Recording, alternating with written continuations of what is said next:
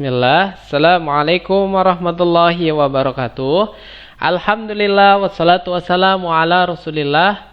La haula wala quwata illa billah. Anak-anak soleh dan anak-anak solihah, pripun kabaripun? Mugi-mugi sae. Ya, semoga semuanya dalam keadaan baik. Alhamdulillah, Ustadz juga dalam keadaan baik. Masya Allah, hari ini kita ketemu lagi ya. Pada kali ini kita akan belajar bahasa Indonesia. Tapi sebelum masuk ke pembelajaran bahasa Indonesia, masih ingat apa yang harus kita lakukan? Ya, berdoa, benar. Nah, berdoa dulu ya. Kita berdoa, Robbi zidni ilman warzuqni fahman. Ya, semoga semuanya sudah pada hafal ya. Apa artinya? Ya, artinya adalah, ya Allah, tambahkanlah kepadaku ilmu dan berikanlah aku pemahaman. Ya, Masya Allah, luar biasa. Artinya seperti itu ya. Mudah-mudahan kita diberikan pemahaman, ya, ilmu yang bermanfaat. Baik, lanjut kita. Kita akan belajar bahasa Indonesia. Siap-siap bukunya.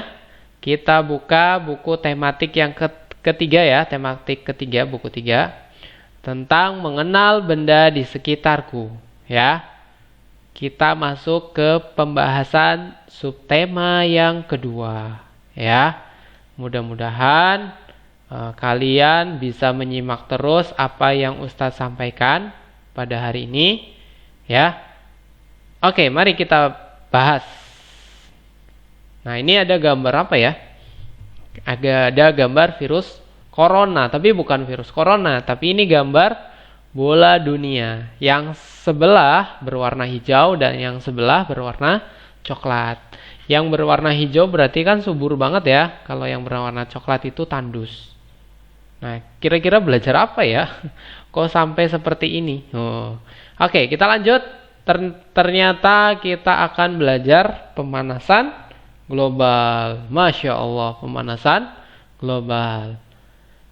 Apa itu pemanasan global? Nah, pemanasan global itu sering disebut dengan global warming. Apa sih, Ustaz? Ya, jadi pemanasan di seluruh dunia ya. Namanya global, berarti di seluruh penjuru dunia itu merasakan kepanasan juga sama ya. Merata. Nah, pemanasan global itu atau global warming itu dapat mengakibatkan suhu di bumi itu meningkat. Suhu rata-rata di bumi kan antara 37 sampai 40 ya. Nah, tapi kalau meningkat setiap hari misalnya jadi 50 derajat, maka wah, sangat panas ya. Apalagi sekarang kita tinggal di Tangerang ya, atau di Jakarta, suhunya juga sudah panas ya. Ditambah lagi nanti kalau misalnya suhunya bertambah panas. Masya Allah, gerahnya ya. Luar biasa. Nah, penyebabnya apa kira-kira? Nah, penyebab dari pemanasan global adalah polusi udara, asap kendaraan bermotor, dan kebakaran hutan. Ya, polusi udara sama dengan asap kendaraan bermotor ya. Biasanya dari knalpot motor atau mobil. Atau dari asap pabrik. Nah, terus dari kebakaran hutan, kan menimbulkan banyak asap. Nah, ini ya penyebabnya. Nah, ini adalah gambar beruang yang sedang bersedih ya, karena ditinggal gunung es. Jadi di sini sebenarnya beruang es ini hidup di kutub utara atau kutub selatan, yang di sana itu terdapat gunung-gunung es. Jadi gunung-gunung es itu banyak, gitu ya. Namun karena terjadinya pemanasan global, es yang ada di gunung-gunung es ini ya, atau dataran es ini mencair sehingga berubah menjadi lautan ya. Akibatnya kalau dibiarkan terus-menerus, kira-kira apa yang terjadi? Yang terjadi adalah air akan meningkat, pasang itu meninggi ya, maksudnya ya. Meninggi, akibatnya bumi akan tenggelam. Bumi yang datar akan tenggelam, yang dataran rendah maksudnya. Ya. Wah, bisa kalian bayangkan ada bumi yang tenggelam? Ya. Wah, tenggelam. Gimana? Kira-kira Tangsel atau Jakarta bakal tenggelam nggak ya? Ya, kalau Ustadz pernah baca dari sumber yang Ustadz pernah baca bahwa ternyata diprediksi tahun 2050. Wah, berarti berapa tahun lagi nih? Sekarang 2020. Berarti 30 tahun lagi. Ini hanya prediksi ya. Nah, itu ternyata Jakarta akan tenggelam. Benar? Iya, bisa jadi terjadi, ya. Kenapa? Karena es ketika mencair terus-menerus, maka bisa mengubah dataran menjadi lautan. Karena tadinya dataran rendah keisi air jadi lautan, gitu ya. Nah, makanya kita harus cegah. Cara mencegahnya seperti apa? Kita ini ntar dulu kita belajar cara mencegahnya ntar dulu. Ini asap ya. Asap dari pabrik biasanya warna hitam atau putih gitu kan, asap pekat. Kemudian asap dari kebakaran hutan. Udah kebakaran hutan menghasilkan asap, ada apinya lagi, tambah panas ya. Nah, kalau terjadi seperti ini, asap-asap di mana-mana, itu terjadi yang namanya efek rumah kaca. Efek rumah kaca adalah proses terjadinya pemanasan oleh matahari. Ya, matahari kan menyinari bumi. Nah, panas kan buminya. Nah, panasnya yang ada di bumi itu tidak bisa keluar. Kan karena bumi kan dilapisi lapisan atmosfer ya. Nanti kita belajar mungkin nanti di kelas 5 atau kelas 6 itu ada lapisan atmosfer. Ternyata bumi itu dibungkus sama lapisan. Gitu ya. Nah, kalau misalnya matahari masuk nih. Nih di sini ada gambar ya, matahari masuk. Panas kan?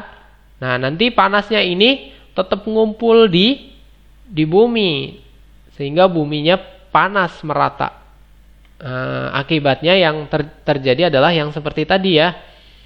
Es di kutub utara dan kutub selatan akan mencair. Karena bumi itu ternyata di sebelah utara dan sebelah selatan, tepat di kutubnya itu ternyata isinya gunung-gunung es.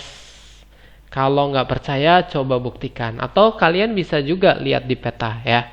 Mungkin suatu saat kalian punya rezeki, kalian bisa berkunjung ke kutub utara dan kutub selatan. Bisa bertemu dengan para penguin.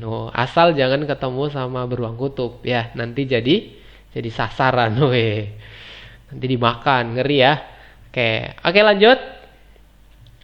Pemanasan global itu ternyata dapat dikurangi, bukan dicegah ya, dikurangi ya.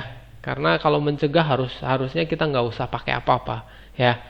Dikurangi, cara menguranginya adalah mengurangi penggunaan kendaraan bermotor ya. Ya, kita gunakan kendaraan bermotor ketika perlu, ketika jalan jauh saja ya.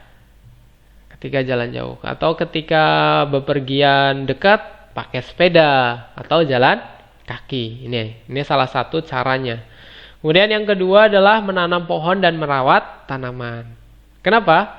Karena dengan menanam pohon itu menyerap panas, bisa menyerap panas, dan pohon juga bermanfaat untuk menghasilkan oksigen. Karena oksigen di permukaan bumi ini 70%-nya ya kurang lebih. Jadi permukaan bumi ini ada oksigen. Oksigennya itu dihasilkan 70%-nya kurang lebihnya itu dihasilkan oleh pepohonan. Makanya di Indonesia karena banyak pepohonan disebut dengan paru-paru dunia ya. Paru-paru dunia karena banyak menghasilkan oksigen untuk seluruh dunia. Gitu. Kemudian cara mencegah yang ketiga adalah hemat penggunaan listrik dan air bersih. Iya ya, listrik itu sifatnya panas dan listrik itu dibuat dari pembangkit listrik. Pembangkit listrik itu biasanya menggunakan batu bara atau menggunakan minyak tanah atau juga bisa menggunakan nuklir dan itu memiliki sifat panas. Ya, kalau misalnya panasnya panas akan menyebabkan global warming gitu ya.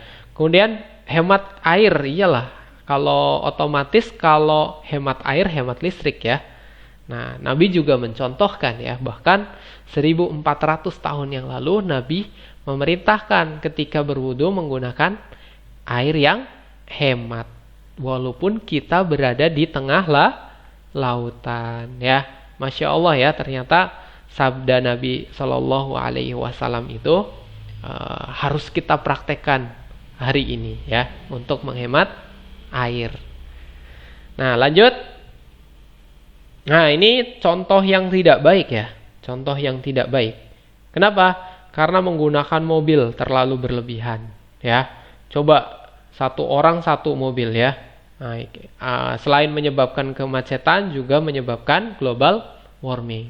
Coba kalian bayangkan ya, kalau misalnya penduduk dunia ini kan jumlahnya miliaran ya. Ya, satu orang punya kendaraan, satu keluarga punya kendaraan, satu mobil atau satu motor ya kan. Setiap hari menggunakan bensin kan. Nah, kalau setiap hari menggunakan bensin satu orang 1 liter, maka ada 1 miliar liter per hari yang dihabiskan oleh manusia. Kalau setahun berapa miliar coba? Wah, itu akan berdampak sekali karena liter-liter bensin itu akan berubah menjadi karbon dioksida atau karbon monoksida yang menghasilkan tadi asap kendaraan, polusi kendaraan, sehingga akan menyebabkan global warming. Nah, solusinya adalah menggunakan kendaraan umum seperti ini. Kereta kan, dia satu kendaraan tapi muat banyak. Ini untuk mengurangi ya. Ini tindakan yang benar. Kemudian ini tindakan yang benar juga ketika bepergian hendaknya menggunakan sepeda ya, karena tidak menggunakan bahan bakar. Nah, ini tindakan yang benar juga. Kita menggunakan angkutan umum yang lain seperti busway gitu ya, atau angkot gitu. Nah, lanjut. Nah, ini kita bahas sedikit tentang sampah plastik karena sampah plastik juga sangat mengganggu untuk keberlangsungan hidup ya.